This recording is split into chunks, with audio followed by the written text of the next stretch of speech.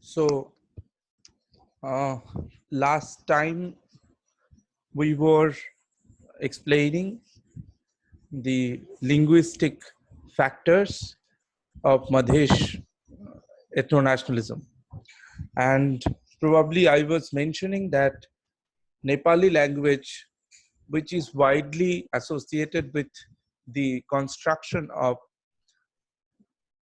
Nepali nationalism, is only spoken by 44.6% of people, right? And there are other languages, and there are so many speakers in those languages, but still Nepali nation prefers Khas Kura or Nepali language as the language of the nation. Like the same way that the nation prefers Hinduism over the other religions.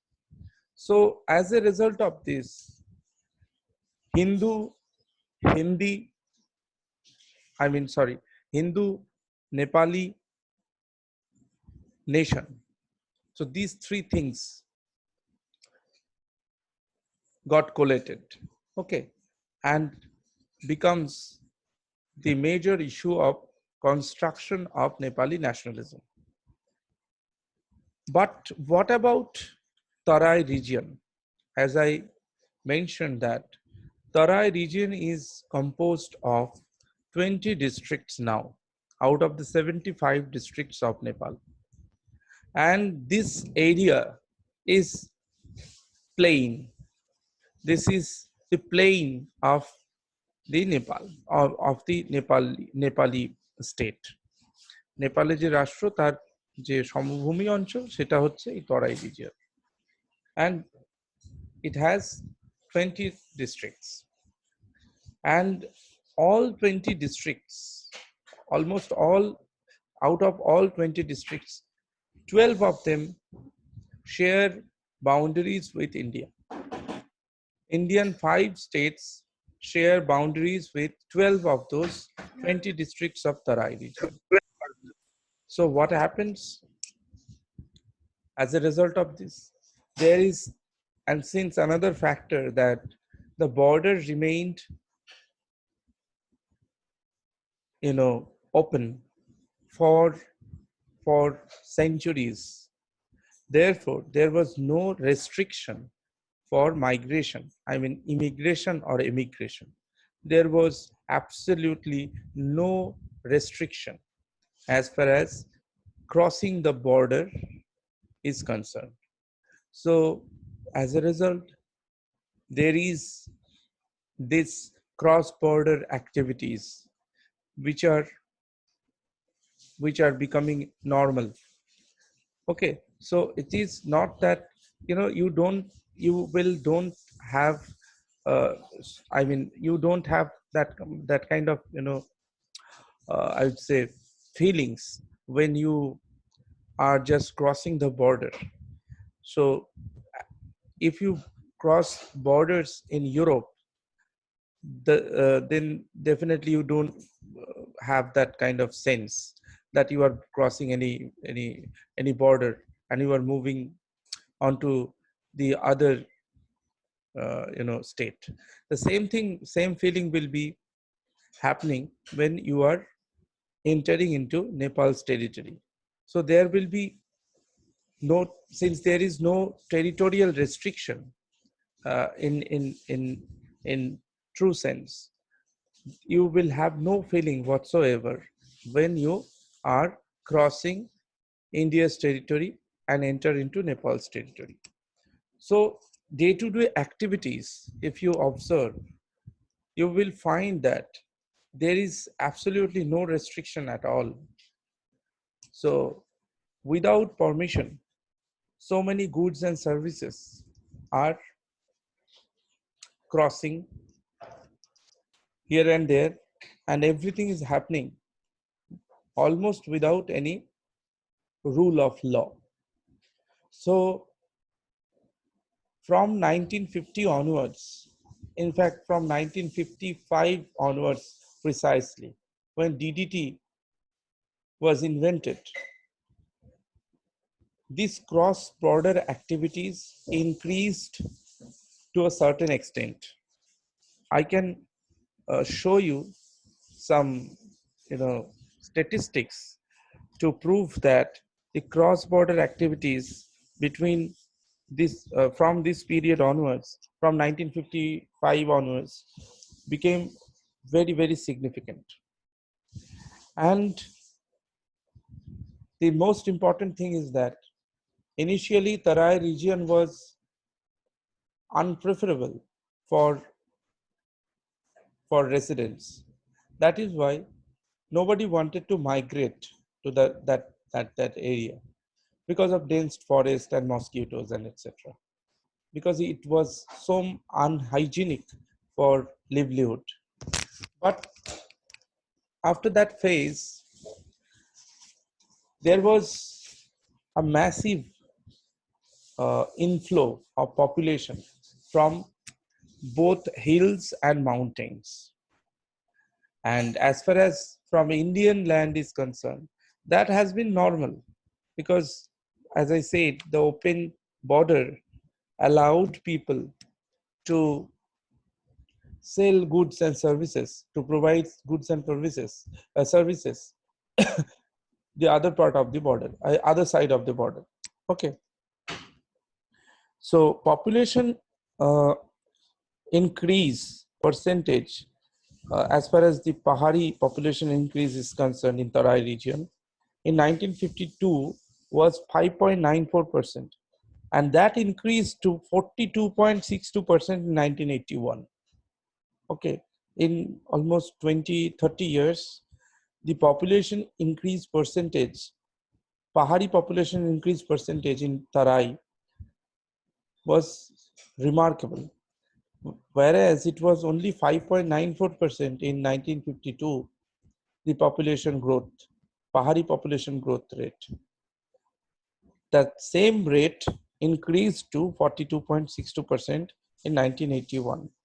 And then another 39.55% in 1991 census, and 2001 census 36.74%, and 2011 census also, it further increased to 36.91%. So this was the growth of Pahari population in Madhesh. And that Madheshi population comprises of both Nepali population or Nepali nationals as well as Indian nationals who migrated to Madhesh. So this population has two, it's a composition of both. And it was initially, the population growth in 1952 was 94%. And then it was in 1991, 57%, then 60% in 1991. In 2001, it was 63.25%, and 2011, it was 63.08%. These statistics will be available in my reference. So without detailing this, let's move on to the other factors. So the first factor behind this construction of ethno-nationalism in the Tarai Madhesh or Madhesh, you can say, is called, it may be called relative deprivation. So there is absolutely a case of relative deprivation. So behind this construction or rise of ethno-nationalism in Tarai, one factor that can be primarily responsible is that relative deprivation of Tarai. What is relative deprivation? So there was a historical claim by the Madheshis is that they are historically marginalized and deprived. Now, what are the factors that can be used as evidence behind this claim? So let me explain few of those examples through which we can establish that Madheshis were being deprived for centuries. So first factor that can be mentioned is that the education. So as far as education is concerned, and education, one of the major marker of education can be the number of schools. So in the entire country, if we divide the entire country into three regions, one is mountain, then hill, then tarai, then we can have the clear picture. If we consider the lower secondary schools, so there are three types of schools there: lower secondary school, then higher secondary school. So in mountains, the total number of schools are 4,516. Mind you, mountain areas are less dense area, very less population live there, and hill areas, it is more dense than the mountain areas. So in hill areas, there are 27,573 schools. And in Tarai region, there are only 11,915 schools. But the important thing is that school student ratio in mountain area is 89. For 89 students, there are one school in mountain areas. In hill areas, for 100 students, there are one school. And in Tarai region, for 140 students, there are one school. So from these statistics, you can see that Tarai region is relatively deprived. Tarai region যে deprived সেটা এখান থেকে পরিষ্কার বোঝা যায়। যদি আমরা mountain area দেখি, সেখানে যেখানে আমরা দেখতে পাচ্ছি 89 জন ছাত্রের জন্য একটি স্কুল রয়েছে। হিল এরিয়াতে যদি দেখি 100 জন ছাত্রের জন্য একটি স্কুল রয়েছে। সেখানে 140 জন স্কুলের ছাত্র প্রতি একটি স্কুল রয়েছে। কোথায় না? তরাই রিজিয়নে। ফলে তারা যে ক্লেম করছে তারা হিস্টোরিক্যালি ডিপ্রাইভ, সেটা একটা বড় উদাহরণ এটা থেকে। সবচেয়ে মজার হচ্ছে কেন এই কথাটা ইম্পর্টেন্ট, তার কারণ নেপালের যে টোটাল পপুলেশন, তার হাফ মানুষ বাস করে তরাই রিজিয়নে। Half of the population of the country live there in the Tarai region now. But Tarai region geographically is the only 20 to 25% of the entire landmass of the state. রাষ্ট্রের যে সামগ্রিক যে জমি ল্যান্ড, সেই ল্যান্ডের 22%, 20 থেকে 22% হচ্ছে এই তরাই রিজিয়ন। তাহলে 20 বা 22% এলাকাতে বাস করছে দেশের অধিকাংশ মানুষ, 50%। এবং তার জন্য যে স্কুল সংখ্যা বরাদ্দ হচ্ছে তার একটা বড় অংশ মানে মানে এখানে থাকা উচিত ছিল, কিন্তু সেটা নেই। বরং হিল এবং মাউন্টেনের জন্য খুব ছাত্র অনুপাতে স্কুলের সংখ্যা অনেক বেটার, এখানে ছাত্র অনুপাতে স্কুলের সংখ্যা অনেক ওয়ার্স্ট। তার থেকে আমরা বুঝতে পারছি যে শিক্ষার বিষয়ে কিন্তু আমরা যদি দেখি তাহলে তরাই রিজিয়ন রিলেটিভলি ডিপ্রাইভড। ফলে তাদের যে ক্ষোভ এ বিষয়ে, তাদের যে দাবি দেওয়া এবং ক্ষোভ রাষ্ট্রের প্রতি, এটা হওয়া অত্যন্ত স্বাভাবিক।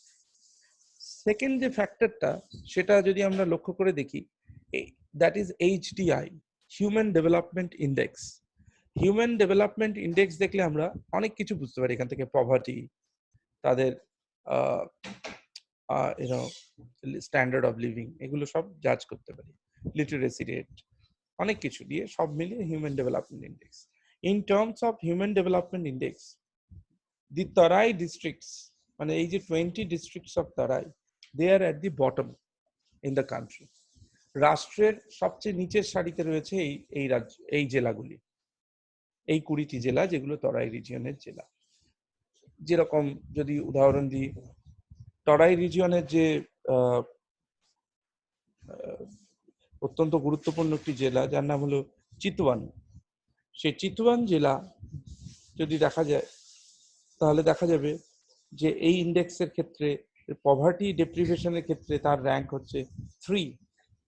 তিনটে গরিব জেলার মধ্যে একটা। তার মানে এই যে যে উদাহরণ এখান থেকে দিচ্ছি, এবং সবচেয়ে যে গরিব জেলা গোটা দেশের সেটা হচ্ছে ঝাপা ডিস্ট্রিক্ট। ঝাপা ডিস্ট্রিক্টের সঙ্গে আমাদের পশ্চিমবঙ্গের বাউন্ডারি রয়েছে, ঝাপা এবং মোরাং ডিস্ট্রিক্টের সঙ্গে, যেটা শিলিগুড়ি দিয়ে যেতে হয় ঝাপা ডিস্ট্রিক্ট। তাহলে তারা অত্যন্ত পিছিয়ে পড়া ডিস্ট্রিক্ট, অথচ যারা উন্নত ডিস্ট্রিক্ট তারা সবটাই হচ্ছে হিল এরিয়াতে। মজার বিষয় হচ্ছে the resource, the contribution to the national economy is done much by the Tarai districts. Why? Because Tarai districts are resourceful districts. Tarai districts are known for the uh, the natural, resources. There are loads of natural resources there in the Tarai district. This is one. And second, that therefore, and since it is the plain land, so there is possibility of industrialization. অর্থাৎ যতগুলি industry সেখানে গড়ে উঠেছে, যেরকম প্রচুর cement industry রয়েছে, এই সবটাই কিন্তু তরাই রিজিয়নে রয়েছে। পাহাড়ে গিয়ে শিল্প করা তো সম্ভব নয়, চা শিল্প ছাড়া। এবার ট্যুরিজম এবং চা এছাড়া আর হিলে করার মতো কোনো কিছু নেই। বাদ বাকি, if you talk about agriculture, if you talk about industrialization, if you talk about natural resources, so everything is there in this Tarai region. So in a nutshell, Tarai region is the most resourceful region in the country, and it is only 22% of the landmass of the country. দেশের 22% জমি এখানে রয়েছে, তার সেটাই কিন্তু দেখা যাচ্ছে দেশের যে জিডিপি সবচেয়ে বেশি কন্ট্রিবিউট করে তরাই। অথচ রিলেটিভ ডেপ্রিভেশনের যদি ইন্ডেক্স গুলো দেখি, তার মধ্যে এইচডিআই অন্যতম। সেই এইচডিআই এর ভিত্তিতে যদি দেখি, যদি বলো তুমি পভার্টি রেট, বা তুমি যদি বলো socio economic infrastructural growth, women empowerment, child deprivation, child illiteracy, overall literacy rate, per capita regular budgetary expenditure, per capita development budget expenditure, আর ওভারঅল কম্পোজিট ইন্ডেক্স। আমি এগুলো বানিয়েছি, একটা ওভারঅল কম্পোজিট ইন্ডেক্স তৈরি করেছিলাম সমস্ত এইচডিআই গুলোকে মাথায় রেখে। তার থেকে আমি দেখিয়েছিলাম যে গোটা দেশে কোন পজিশনে আছে এই তরাইয়ের জেলাগুলি। সেটা আমার বই বা আমার লেখা থেকে তোমরা দেখে নিতে পারো। পরে যেটা আমি বলবো সেটা হচ্ছে, যদি কাস্ট এবং এথনিক গ্রুপ, যাদের কথা আমি বলছিলাম, এথনিক গ্রুপ যারা এই এলাকাতে বাস করে, তাদের অবস্থা যদি দেখো, তাহলে দেখবো যদি কম্পারেটিভ একটা চার্ট করি, সেখানে আমরা যদি দেখি যেরকম গোটা দেশের মধ্যে সবচেয়ে ফিনান্সিয়ালি বেটার পজিশনে যারা আছে এইচডিআই এর ভিত্তিতে, তারা হচ্ছে নেওয়ার কমিউনিটি। আমি আগেই বলেছিলাম, Newar community is the business class. Then hill Bahuns, Brahmin community, Pahari, then পাহাড়ি ছেত্রী, দেন হিল জনজাতি, দেন হিল দলিত, তারপরে মধেশি বাউন এবং ছত্রী। অর্থাৎ মধেশে যে ব্রাহ্মণ এবং ক্ষত্রিয়রা রয়েছে, তারা হিলের যারা দলিত সম্প্রদায়ের, তাদের থেকেও খারাপ অবস্থা তাদের। তাহলে বুঝতে পারছো তাহলে কি ভয়ঙ্কর অবস্থা তাদের। এবং যারা এই মধেশি এলাকার যারা জনজাতি গ্রুপ, অর্থাৎ এথনিক গ্রুপ, তাদের অবস্থা আরো খারাপ। এইচডিআই র্যাঙ্কে আমি দেখিয়েছি তাদের 7-এ রয়েছে তারা। যদি এই ডেটাগুলো লক্ষ্য করো, তাহলে দেখবে যে আমি এইটা প্রমাণ করার জন্য আমি এই ডেটাটা ব্যবহার করেছি, যে এইচডিআই এর ভিত্তিতে এথনিক কমিউনিটি গুলো যদি র্যাঙ্কিং করা যায়, তাহলে মধেশিরা সব থেকে পেছনের সারিতে রয়েছে। ফলে সেটাও তাদের মধ্যে এক ধরনের রেজিস্টেন্সের যে জন্ম দিয়েছে। ঠিক আছে, যদি পভার্টি পার্সেন্টেজ দেখা যায় গোটা দেশে, তাহলে দেখা যাবে সবচেয়ে বেশি রয়েছে তরাই অঞ্চলের, যেখানে পাহাড়ি ব্রাহ্মণদের পভার্টি রেট হচ্ছে অনলি 10.34%। সেখানে যদি তরাই অঞ্চলের আমরা যদি দেখি মানে রেট, তাহলে আমরা দেখবো যে ইট ইজ 28.69%, এতটাই বেশি। তাহলে আমরা প্রথম পয়েন্টটা অলরেডি আলোচনা করলাম, যে অনেকগুলি ডেটার মাধ্যমে আমরা এটা প্রমাণ করলাম যে there is this case of relative deprivation.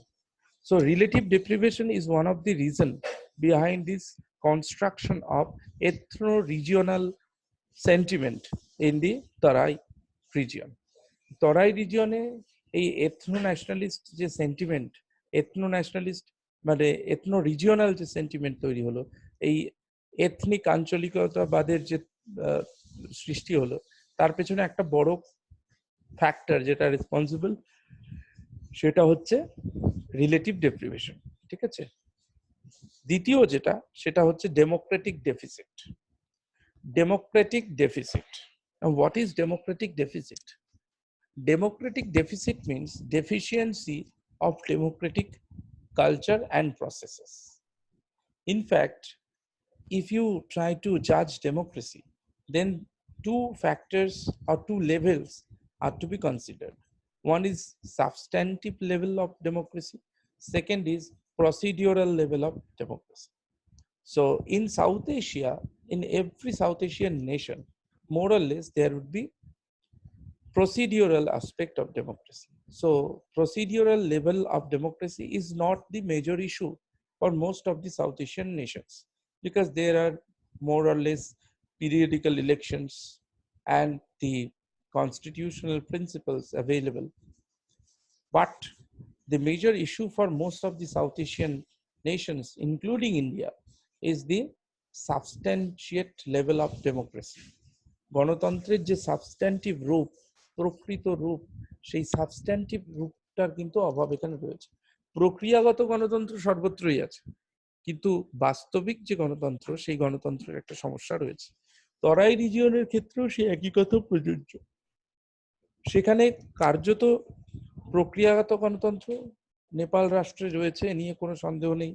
বিশেষ করে 1990 সালের পর এক ধরনের গণতান্ত্রিক এক্সপেরিমেন্ট শুরু হলো, এবং 2008 সালের পর গণতন্ত্র পুরোপুরি এলো। কিন্তু 2008 সালের ঠিক আগে পর্যন্ত এক ধরনের প্রক্রিয়াগত গণতন্ত্র সেখানে গড়ে তোলা হয়েছিল। কিন্তু যেটা সমস্যা থেকে গেছিল, সেটা হচ্ছে এই সাবস্ট্যান্টিভ লেভেল অফ ডেমোক্রেসি। প্রকৃত রূপে সেখানে কিন্তু গণতন্ত্র ছিল না। কি অর্থে? গণতন্ত্রকে যদি সঠিকভাবে রূপায়ণ করতে হয়, then what we need is the representation. Okay, proportionally, Madhesh is 50% of the entire Nepal. Nepal দেশের 50%ই Madheshi. অথচ as far as representation in the state machinery is concerned, it is done most by the Paharis. Mountain এবং পাহাড়িরাই কিন্তু, mountaineer এবং পাহাড়ি যে উচ্চ বর্গের মানুষ, তারাই কিন্তু রাষ্ট্র পরিচালনা করছে। কিভাবে করছে? This is called the politics of delimitation. আমাদের এখানেও দেখবে ভারতে একটা ডিলিমিটেশন কমিশন আছে, যারা ইলেকশনের সময় কনস্টিটিউয়েন্সি গুলোকে ঠিক করে দেয়। তো নেপালেও যে কনস্টিটিউয়েন্সি গুলোর নাম্বার ডিস্ট্রিবিউশন হয়েছিল, সেই ডিস্ট্রিবিউশন এর ক্ষেত্রে মাধেশিদের অনেক কম দেওয়া হয়েছিল এবং পাহাড়িদের অনেক বেশি দেওয়া হয়েছে। বরাবর এটা দিয়ে রাখা হয়েছে। তাতে করে কি হয়েছে, যে কোনো মতেই যেন মাধেশ থেকে বেশি সংখ্যক রিপ্রেজেন্টেটিভ সেখানে লেজিসলেচারে অংশগ্রহণ না করতে পারে, এবং তারা কোনো সময় মেজরিটি ফর্ম করতে না পারে। যদি মেজরিটি না ফর্ম করতে পারে, তাহলে ডিসিশন মেকিং এও তারা মেজর রোল প্লে করতে পারবে না। So this is called democratic deficit. এবং এই ডেমোক্রেটিক ডেফিসিটকে যদি সাবস্ট্যান্সিয়েট করতে হয়, আমি তোমাদের সামনে কতগুলি তথ্য তুলে ধরতে পারি, যার থেকে তোমরা বুঝতে পারবে। যদি কনস্টিটিউয়েন্ট অ্যাসেম্বলি, যেটা নেপালে 2008 সালে তৈরি হয়েছিল, সেখানে যদি লক্ষ্য করে দেখো, সেখানে দেখবে যে মাধেশি, যারা মাধেশি জনজাতি এবং মাধেশি, তাদের যে রিপ্রেজেন্টেশন ছিল, সেটা ছিল ভীষণ কম কম্পেয়ার টু পাহাড়ি। কিভাবে?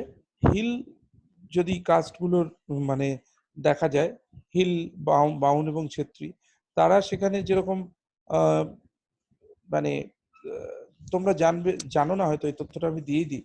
নেপালের যে পার্লামেন্ট আছে, সেই পার্লামেন্ট যখন কনস্টিটিউয়েন্ট অ্যাসেম্বলি তৈরি করলো সংবিধান ড্রাফটিং এর জন্য, সেখানে দু ধরনের মেম্বারের কথা বলা হয়েছিল। এক ধরনের হচ্ছে ইলেক্টেড মেম্বার্স, আরেক ধরনের হচ্ছে প্রপোর্শনালি রিপ্রেজেন্টেশন এর উপর ভিত্তি করে ইলেকশন হবে। একটা হচ্ছে ডিরেক্ট ইলেকশন, আর একটা হচ্ছে প্রপোর্শনাল রিপ্রেজেন্টেশন এর জন্য যে নমিনেটেড মেম্বার, সেই সংখ্যা যদি দেখা যায়, তাহলে দেখবো যে পাহাড়ি, বেউন এবং ছেত্রী, তাদের সংখ্যা ছিল ডাইরেক্ট ইলেক্টেড এর ক্ষেত্রে 99, এবং প্রপোর্শনাল রিপ্রেজেন্টেশন যাদের হয়েছিল সেটা ছিল 89। সেখানে যদি কম্পেয়ার করো মাধেশিদের কথা, মাধেশিদের ডিরেক্টলি ইলেক্টেড মেম্বার ছিল 13 মানে 13, আর প্রপোর্শনালি রিপ্রেজেন্টেড হয়েছিল 30 মানে 30। কোথায় 99, সেখানে এখানে 13, আর 89-এর জায়গায় এখানে 30, অনলি 30। তাহলে তারা কোনো মতেই নিজের যে বক্তব্য সেটা সেখানে পেশ করতে পারবে না, এটাই স্বাভাবিক। সেকেন্ডলি, যদি পলিটিক্যাল পার্টিগুলো দেখা যায়, যে মেইন স্ট্রিম পলিটিক্যাল পার্টির মধ্যে তিনটে যে প্রধান রাজনৈতিক দল যদি সেখানে দেখা যায়, সেখানেও যদি রিপ্রেজেন্টেশন দেখা যায়, তাহলে দেখা যাবে নেপালি কংগ্রেস এর অনলি 90 মানে অনলি 14% মধেসি রয়েছে, 14% মধেসি লিডার। যদি সিপিএন ইউএমএল দেখা যায়, সেখানেও 9%, সরি 10%। ইউসিপিএন মাওয়িস্ট যদি দেখা যায়, সেখানে অনলি 2%। তাহলে মেন স্ট্রিম পলিটিক্যাল পার্টি যারা দেশটাকে চালাচ্ছে, সেখানে মধেসিদের রিপ্রেজেন্টেশন কত? 14%, 10% আর 2%। সেখানে যদি social representation or in bureaucracy যদি আমরা দেখি, ব্যুরোক্রেসিতে আমলাতন্ত্রে যদি রিপ্রেজেন্টেশনকে লক্ষ্য করি, তাহলে দেখবো পাহাড়ি ব্রাহ্মণরাই সেখানে রয়েছে 38%, মানে গেজেটেড পোস্টে। গেজেটেড পোস্টে যদি দেখো, তাহলে দেখবে 38% হচ্ছে পাহাড়ি ব্রাহ্মণ, ছেত্রীরা রয়েছে 6%, সেখানে মধেসিরা অনলি 3%, সরি অনলি 6%। আবার বলছি, পাহাড়ি ব্রাহ্মণরা রয়েছে, সরি আমি একটা ভুল বলে ফেলেছি, পাহাড়ি ব্রাহ্মণরা হয়েছে সেখানে 73%, পাহাড়ি ছেত্রীরা 11%, সেখানে মধেসিরা মাত্র মাত্র 6%। জনজাতিদের কথা যদি বলো, যারা এথনিক গ্রুপ, এত এথনিক আলোচনা আমাদের হচ্ছে এথনিক পলিটিক্স নিয়ে, নীল, জিরো। গেজেটেড পোস্টে কোনো এথনিক কমিউনিটির কোনো মানে ইয়ে নেই, কোনো কোনো অফিসার নেই। তাহলে আমলাতন্ত্র আমরা দেখছি ভীষণভাবে রিপ্রেজেন্টেশনের একটা ক্রাইসিস সেখানে আমরা দেখতে পাচ্ছি। ফলে এখান থেকেও কিন্তু একটা ক্ষোভের সঞ্চয় হচ্ছে। যদি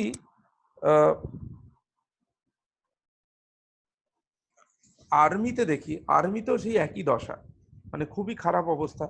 পাহাড়ি ব্রাহ্মণ ছেত্রীদের সেখানে রিপ্রেজেন্টেশন হচ্ছে 73.8%, সেখানে মাধেসিদের রিপ্রেজেন্ট হচ্ছে 1.5%। So there is huge gap, right? So these are the two factors that are, these are the statistics that proves that these are the two factors. One is relative deprivation.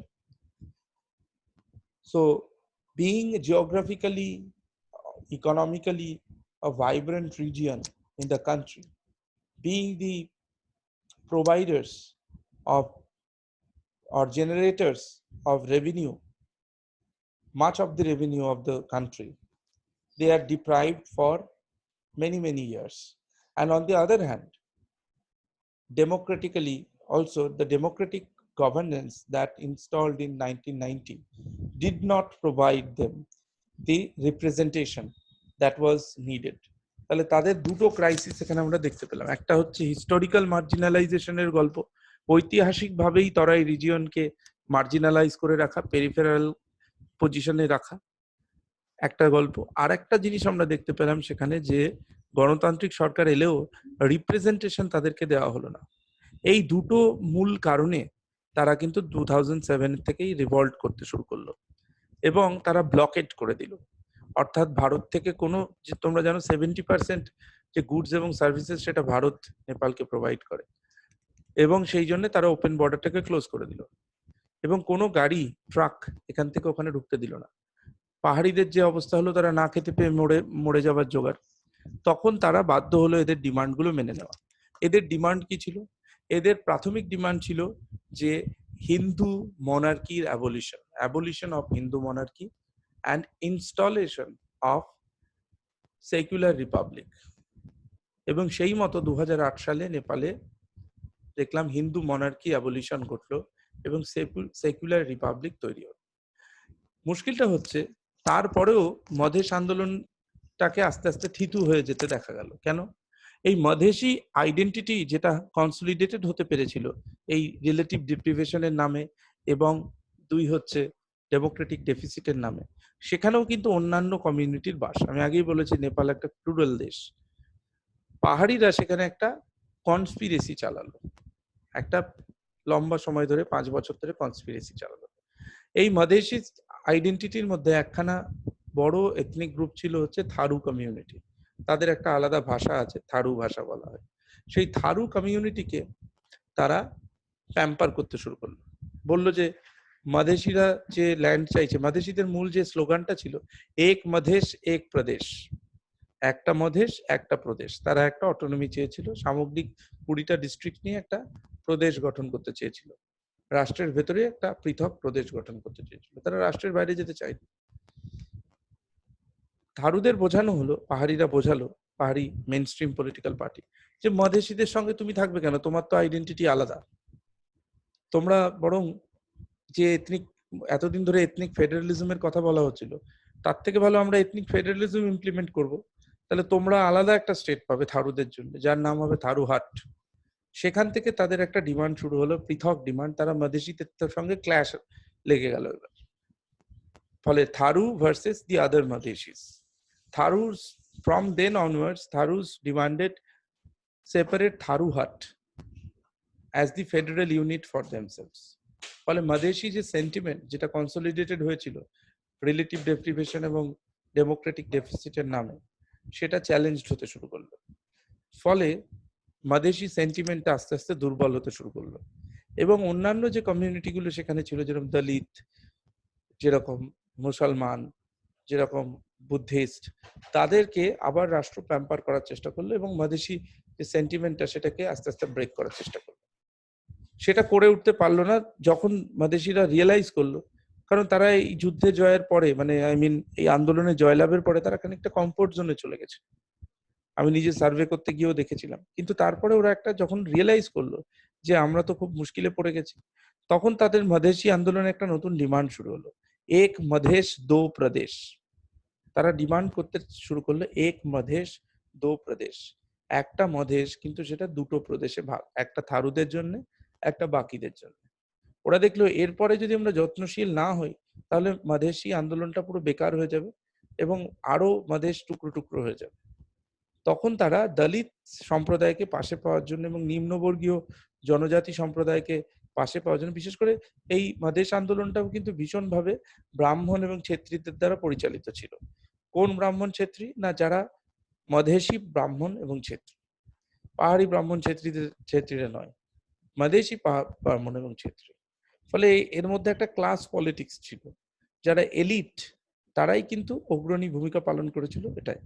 ফলে এবার জনজাতি এবং দলিত গ্রুপকে পাশে পাওয়ার জন্য তারা একটা ঘর ওয়াপসি অভিযান শুরু করলো। তারা কি করলো, প্রত্যেকটা বাড়িতে বাড়িতে গিয়ে, তখন আমি যখন ওখানে ফিল্ড ভিজিটে গেছি আমি নিজেও দেখেছি, ওরা বাড়িতে বাড়িতে গিয়ে দলিতদের বাড়িতে, যাদের ছায়া মারাতো না কেউ এবং যাদের হাতে জল খেত না, সে বাড়িতে হাঁটু গেড়ে বসে তাদের বলতো, আমরা আপনাদের সাথে ঐতিহাসিকভাবে অন্যায় করেছি, আমাদেরকে ক্ষমা করবেন, আপনার পরিবারের দায়িত্ব আমরা নিচ্ছি। বাড়ি বাড়ি গিয়ে এই ক্যাম্পেইন চললো, এবং তাতে কিছুটা হলেও মাদেশি যে সেন্টিমেন্ট সেটাকে কনসলিডেট করা সম্ভব হলো। তারপরেই যখন constituent assembly, second constituent assembly এসে কনস্টিটিউশন নিয়ে এলো 2015 সালে, তখন একটা ম্যাসিভ প্রোটেস্ট হলো, এই মাদেশিরা করলো। ফলে মাদেশ আন্দোলন আবার অ্যাক্টিভ হয়ে উঠলো। সেখানে থারুরা করলো না, কিন্তু শুধু মাদেশিরা করলো। কিন্তু তারা যেটা করলো সেটা হচ্ছে ব্লকেড করলো। তাদের সবচেয়ে বড় অস্ত্র হচ্ছে, তাদের কাছে সবচেয়ে বড় অস্ত্র হচ্ছে এই ব্লকেড। এবং এই ব্লকেড যেই করলো, সঙ্গে সঙ্গেই কিন্তু যেটা হলো যে ভারত থেকে আর জিনিসপত্র নেপালে এন্টার করতে পারলো না। এবং ভারত থেকে যখন যখন জিনিস এন্টার করতে পারলো না, তখন রাষ্ট্র বাধ্য হলো তাদের ক্লেমগুলোকে মেনে নিতে। ফলে তারা ভারতের সঙ্গে ওপেন বর্ডারটাকে স্ট্র্যাটেজিক্যালি বারে বারে ইউজ করেছে। এবং এই এথনো রিজিওনাল সেন্টিমেন্টের যে সাকসেস, এথনো ন্যাশনালিজমের যে রিজিওনাল এথনো ন্যাশনালিজমের যে সাকসেস, সেটা কিন্তু লার্জলি হেল্প করেছে এই স্ট্র্যাটেজিক ফ্যাক্টর, সেটা হচ্ছে ভারত এবং নেপালের মধ্যে এই ওপেন বাউন্ডারি। যেটা বলে আমি শেষ করব টপিকটা, সেটা হচ্ছে আমি একটা কয়েনেজ করেছি এটা বলতে গিয়ে, যে নেপালি রাষ্ট্র কিভাবে এই এথনো ন্যাশনালিজমকে দেখে, মাদেশিদের যে এথনো ন্যাশনালিজম সেটাকে নেপালি রাষ্ট্র কিভাবে দেখে। নেপালি, জাস্ট একটু ধরো, হোল্ড করো।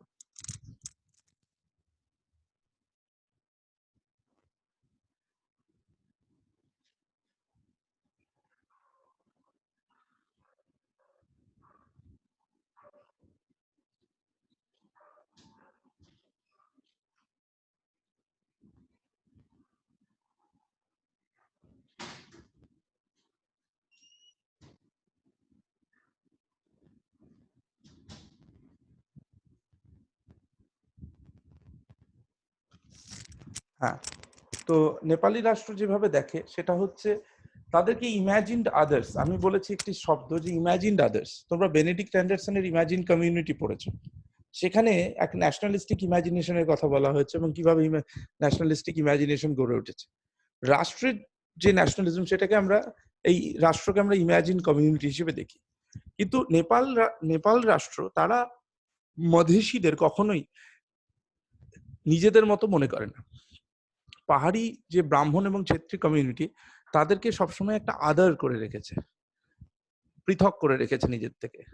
অর্থাৎ তারা মনে করে তারা নেপালি, কিন্তু তারা ফার্স্ট ক্লাস সিটিজেন নয়, they are like the second class citizens. So I try to use or explain this through this term imagined others. So they are part of the nationalistic imagination. তারা যে নেপালি সেটা তারা অস্বীকার করছে না, কিন্তু তারা মনে করছে they are Nepali but they are unlike us. তারা নেপালি, তারা আমার জাতীয় নাগরিক, কিন্তু তারা দ্বিতীয় সারির নাগরিক, তারা আমাদের মতো নাগরিক না। এই যে ধরনের feelings, perception about Madheshi people, that also created a massive identity crisis or massive that also resulted in massive protest by the Madeshis. মাদেশিদের যে আন্দোলন সেখানে কিন্তু এই ধরনের পারসেপশন একটা বড় রোল প্লে করেছে। আজকের লেকচারটা শেষ করছি এখানে, এর পরের দিন ইন্টারাকশনটা করব।